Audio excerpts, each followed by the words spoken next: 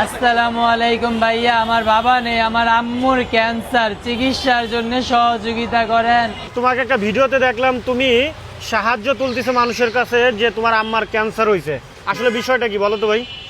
ভাইয়া আসলে বিষয়টা হচ্ছে আমার মায়ের ক্যান্সার, আমার মা অসুস্থ, আর তার মধ্যে আমি আপনাদের সামনে আসতাম না এভাবে সাহায্য দিতে। আগে এই কাজ আমি কখনো করিও নাই।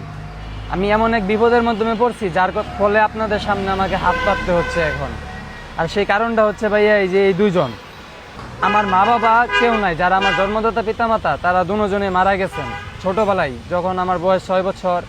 আর তখন আমরা আমাদের নানির বাড়ি থেকে আসার সময় আমাদের রোড অ্যাক্সিডেন্ট হয়, আর ওই রোড অ্যাক্সিডেন্টে আমার মা বাবা দুজনে মারা যায়, আর আমি আর আমার বোন বেঁচে যাই। তখন আমার বোনকে একজন পালক নেয় আর আমাকে একজন পালক নেয়, আর এখন আমার সেই পালক মাতার অসুখ। এই জন্য কালকে আমি ওই যে আগামীকাল মৃত্যুর সামনে দাঁড়াইছিলাম আমার মায়ের চিকিৎসার জন্য। আর এই জায়গায় আপনাদের সামনে আমার হাত পাততে হইতো না, কারণ হলো এই যে এরা দুইজন, এরা আমার গাড়িটা আমাকে আমার এলাকার এক জেঠু আমার গাড়ি কিনা দিচ্ছে যে আমি আমার মায়ের চিকিৎসা করতে পারি, পাশাপাশি আমার পড়াশোনাও চালাতে পারি। অটো গাড়ি কিনে দিছে, অটো বড় অটো কিনে দিচ্ছে। কিন্তু আপনার গাড়িটা কিনে দিচ্ছে 17/4/2026 রোজ বৃহস্পতিবার দিন সকালে, আর গাড়িটা নিয়ে বাইর হয়েছি 18/4/2026 শুক্রবার বিকাল 3টার দিকে নামাজের পর বাইর হয়েছি। তখন এই যে এই নেশাখোরেরা আমার কাছ থেকে আমার নেশা শুঙ্গাইয়া রোডের মধ্যে ফালাই দিয়া আমার কাছ থেকে ভাই গাড়িটা নিয়ে তারা পালিয়ে যায়, এবং ঘটনাস্থলে আমি আঘাতও পাই। আঘাত এই জায়গায়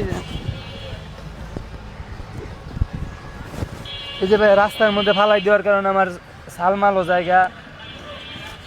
আচ্ছা, আজকে যদি আমার ভাই এই গাড়িটা থাকতো তাহলে মানুষের কাছে আমার হাত পাততে হইতো না। যদি আজকে গাড়িটা নেই বলে আজকে মানুষের দ্বারে দ্বারে আমার হাত পাততে হচ্ছে। গত ভিডিওতে যে আপনারা দেখেছেন কোটি কোটি মানুষ আমার ভিডিওটা, যদি ভাইয়া আপনারা আমাকে 1 টাকা করে সাহায্য করতেন তাহলে আমার মায়ের চিকিৎসা অথবা আমার এই বিপদ থেকে আমি মুক্তি পাইতাম। তবে ভাইয়া তা তো হয় নাই, অথবা কিছু প্রতারক চক্র আর মানে করছে, অনেকে টাকা হাতিয়ে নিছে। যদি পারেন ভাইয়া এই ভিডিওটা আপনারা প্রচুর পরিমাণে শেয়ার করে দেবেন, যেন আমি এই চোরগুলোকে ধরতে পারি, আর আমার মায়ের জন্য আপনাদের কাছে হাত পাততে না হয় আমাকে, এবং আমার মানুষ যেন আমাকে নানা বাজে মন্তব্য না করতে পারে। আমি যদি এই চোর দুটো খুঁজে পাই তাহলে আমার আর কখনো মানুষের কাছে হাত পাততে হবে না। আচ্ছা, তার মানে তুমি যে তোমার আম্মুর ক্যান্সারের কথা বলে মানুষের দ্বারে দ্বারে হাত পাততেছিলে, সাহায্য চাচ্ছিলে, টাকা তুলতেছিলে, এইটা সত্য। তবে তোমার এই যে অটো রিক্সা হারাই যাওয়ার কারণে তুমি আজকে রাস্তায় নামতে বাধ্য হয়েছে। মানে অটো রিক্সাটা যদি না হারাই যেত বা অটো রিক্সাটা যদি চিন্তায় না হইতো তাহলে তোমার মানুষের দ্বারে দ্বারে হাত পাতা লাগতো না, বা এরকম ভাবে পরিস্থিতি শিকার হওয়া লাগতো। তো যাই হোক, অনেকেই তোমার ভিডিও দেখছে এবং অনেকেই কম বেশি টাকা পয়সা দিয়েছে, কিন্তু তোমার আশানুরূপ টাকা পয়সা তেমন একটা তুমি পাওনি। এখন কথা হচ্ছে অনেকেই তোমাকে কটাক্ষ করতেছে, অনেকেই কটূক্তি ভোগ করতেছে। এখন তুমি দর্শকদেরকে কি বলতে চাও?